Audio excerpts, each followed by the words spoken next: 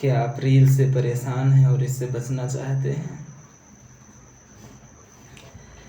प्रिय आत्मज, आज हम रील्स पर चर्चा करेंगे।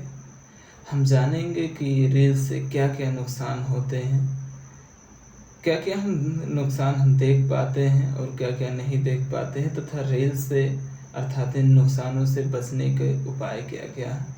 और ख़ास बात, मैं यहाँ पर जिन भी उपायों की चर्चा करूँगा वो मैं खुद के ऊपर अप्लाई कर चुका हूँ तथा मैं अपने ऊपर उसे प्रभावी पाया हूँ। मुझे फ़ायदा हुआ है, मुझे सार्थक परिणाम मिले हैं, तब मैं आपको बताने जा रहा हूँ।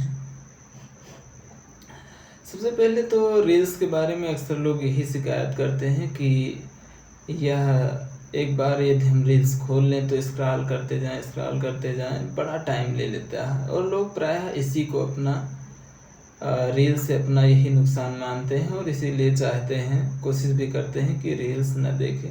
हालांकि वो बात अलग है कि कोई रील से बच नहीं पाता है।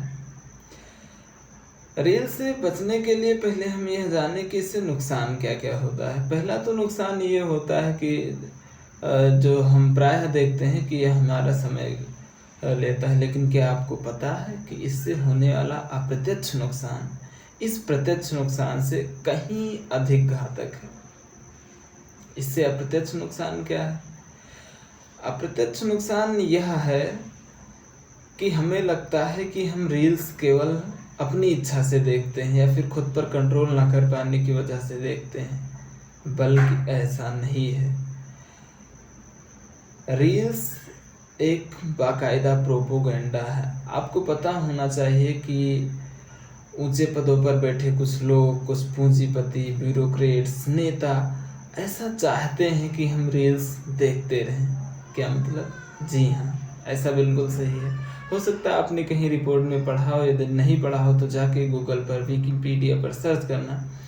कैलिफोर्निया में कुछ लोग, एक बाकायदा टीम होती है जो इस पर बाकायदा रिसर्च करती है कि कैसे लोगों को रील्स में बजाया रखा जाए या फिर रोज लोग कैसे रील्स देखते रहें।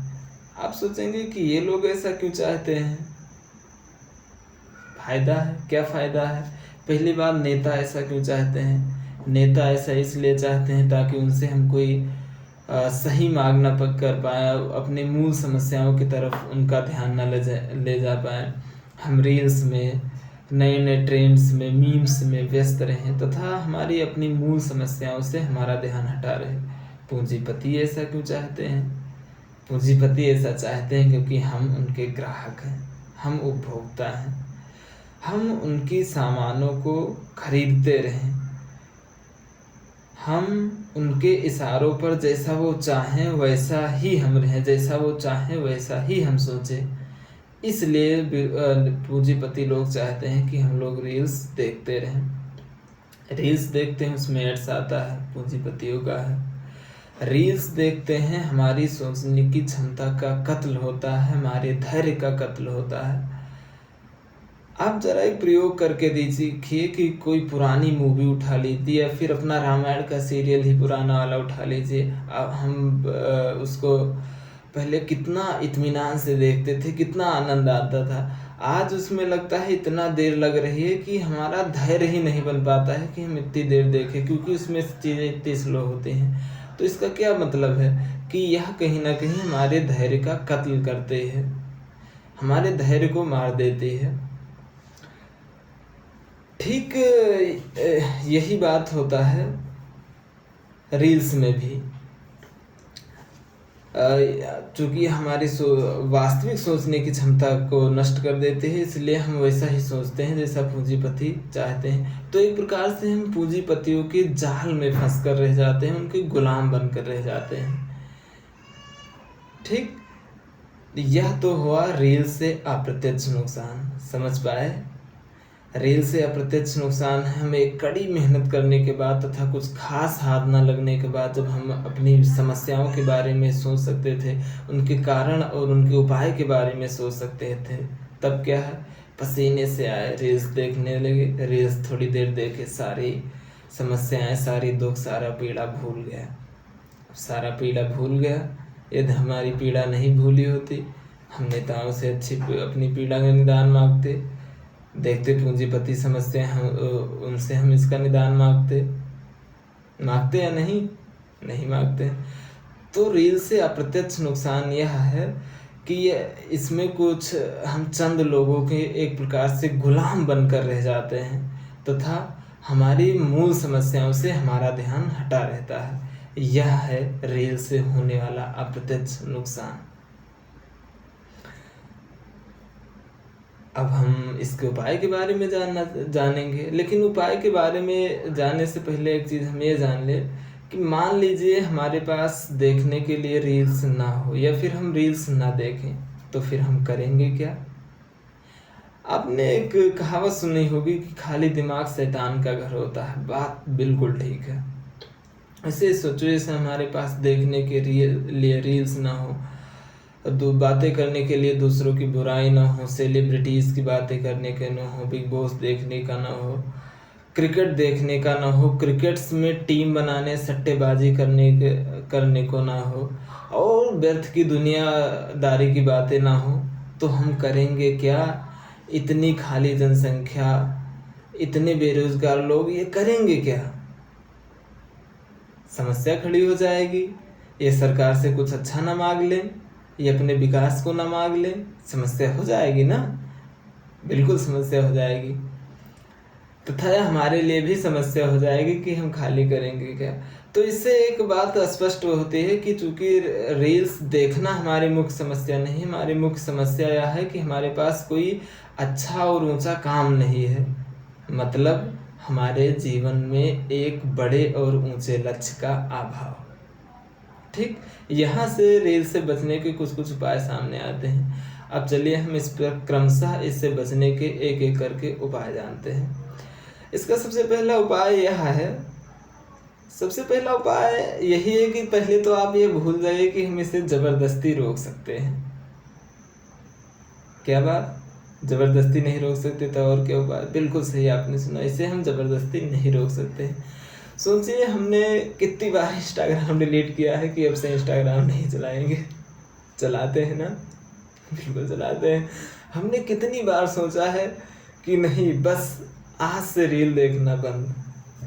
क्या रील देखना बंद हुआ है? और इसमें मजे की बात, इसमें हमारी कोई गलती भी नहीं है। हमें लगता है कि हमारी ही गलती रहती है, हम रील्स देखने लगते हैं, लेकिन इसमें हमारी गलती नहीं है। क्यों? क्योंकि मन का यह गुण होता है कि इसे जिस चीज़ से रोका जाता है यह उसी ओर भागता है। एक छोटे से दृष्टांत पर नजर डालिए। मान लीजिए आपको कहा जाए कि अगले 1 घंटे तक आपके ध्यान में बंदर नहीं आना चाहिए, तो क्या होगा?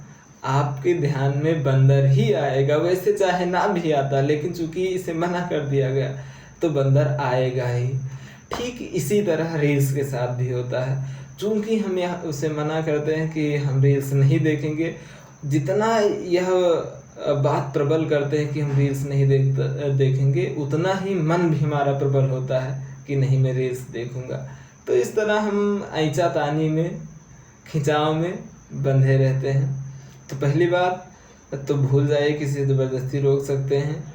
सहजता रखिए, सरलता रखिए। मान लीजिए यदि आप कभी देख भी लेते हैं या फिर एक्स्ट्रा देख लेते हैं, मतलब आपका नुकसान हो जाता है, तो आपको बहुत पाप बोध ना हो। उपाय नंबर 1। उपाय नंबर 2, जो कि हमने पहले बात की, हमारे जीवन में एक बड़े लक्ष्य का अभाव। उपाय नंबर 2 यही है कि अपने जीवन में कोई ऊंचा लक्ष्य रखिए।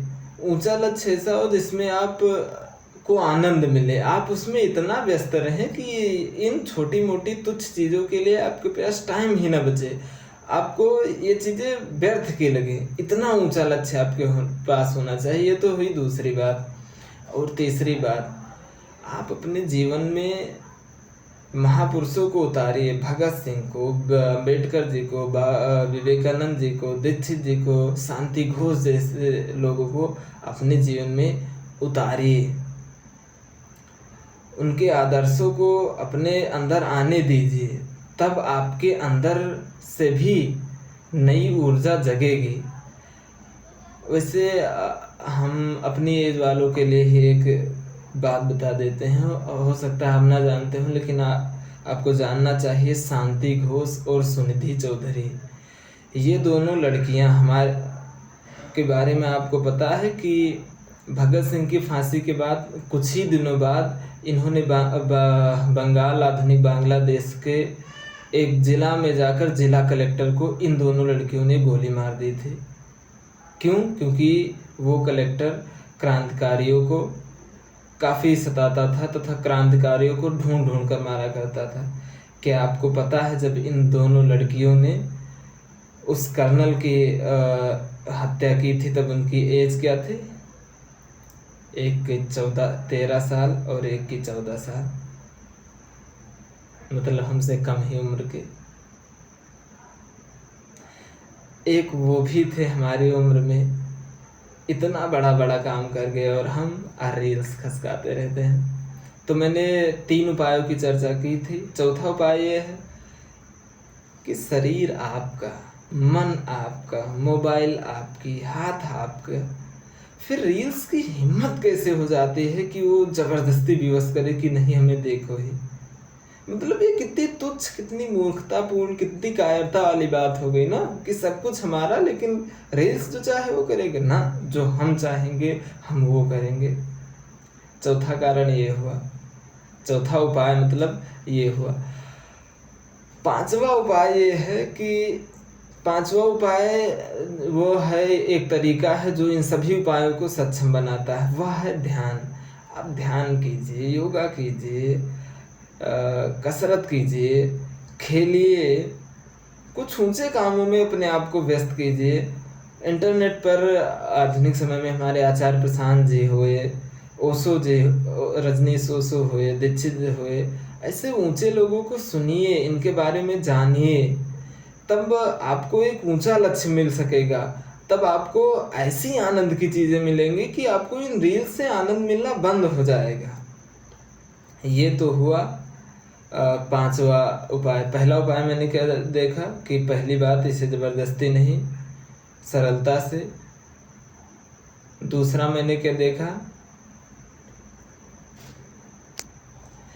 दूसरा हमने यह देखा कि रील्स देखने का मुख्य कारण हमारे जीवन में एक बड़े लक्ष्य का अभाव है, या फिर हमारे पास करने को दूसरे काम नहीं है। इसलिए अपने जीवन में कोई बड़ा ऊंचा लक्ष्य रखिए, कोई ऐसा लक्ष्य जिसमें आप इतना तल्लीन रहें कि ये चीज़ें तुच्छ लगने लगे। दूसरा कारण ये है। तीसरा कारण मैंने बताया, आप अपने जीवन में ऊंचे व्यक्तित्व को उतरने दीजिए। चौथा कारण मैंने बताया कि शरीर आपका, मन आपका, सब कुछ आप, तो रील्स की हिम्मत कैसे होती है कि वो आपको देखने के लिए विवश कर दे। और पांचवा कारण मैंने ये बताया कि आप अच्छे लोगों को सुनिए, ऊंचे लोगों से जुड़िए। तो ये तो हुए रील्स से बचने के उपाय। मैंने क्या जाना, पहले इनसे नुकसान जाने। नुकसान में प्रत्यक्ष और अप्रत्यक्ष या फिर 2 स्तरीय नुकसान जाना। पहला स्तर का नुकसान हमने यह जाना कि इससे समय का नुकसान होता है, जो प्राय हम सभी जानते हैं। और दूसरा नुकसान यह है कि इसमें हम कुछ चंद लोगों के गुलाम बने रहते हैं। गुलाम, इस शब्द से हमारा खून खोल जाना चाहिए। हम गुलाम, ऐसा कैसे हो सकता है? भगत सिंह के वंशज हैं। और इससे बचने के कुछ उपाय जाने। अंत में एक इंटरेस्टिंग बात यह है कि मैथुन, मस्टरबेशन तथा कुछ अन्य कुसंगतियों से बचने का उपाय भी कुछ इसी प्रकार है। यदि आप इन उपायों को वहाँ अप्लाई करेंगे तो आपको उनसे भी राहत मिलेगी। अंत में ये सभी चीज़ें मैं कहीं ना कहीं खुद देख चुका हूँ, खुद के ऊपर अप्लाई कर चुका हूँ, तब आप लोग के लिए बताया हूँ। और लास्ट में यदि इस पर कोई बात आपकी हो, आप कोई राय देना चाहें या फिर आप कोई सुझाव देना चाहें, आपका स्वागत है, आप दीजिएगा। आशा करता हूँ कि यह आपके लिए मददगार साबित हुआ होगा या फिर होगा। धन्यवाद।